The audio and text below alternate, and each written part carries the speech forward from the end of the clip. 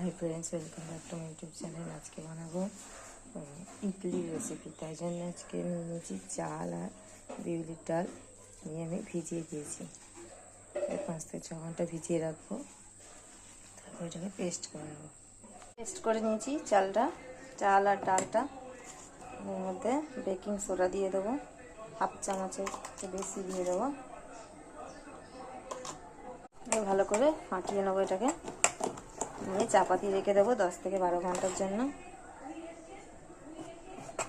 ইডলি সাদাটা চাটনিও বানিয়ে নিচ্ছি, ইডলির চাটনি। কোকোনাট যে নারকেল দিয়ে দিচ্ছি, ছোলার ডাল দিয়ে দেবো অল্প,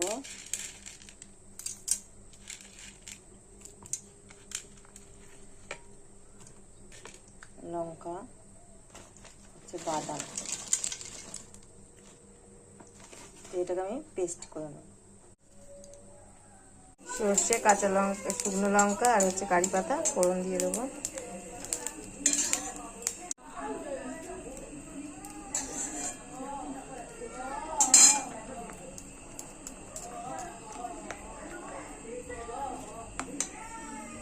তার মধ্যে জল দিয়েছি, তার উপর আমি একটা ঝাঁঝরি দিয়ে দিচ্ছি। বাটিগুলোকে তেল ব্রাশ করে নেবো। ব্যাটারটা এই যে, এবার এই ব্যাটার অল্প অল্প দিয়ে দেবো।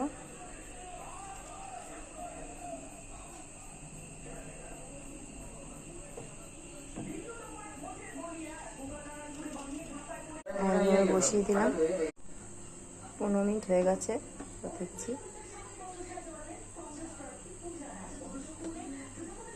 হয়ে গেছে। লাভিয়ে নেব।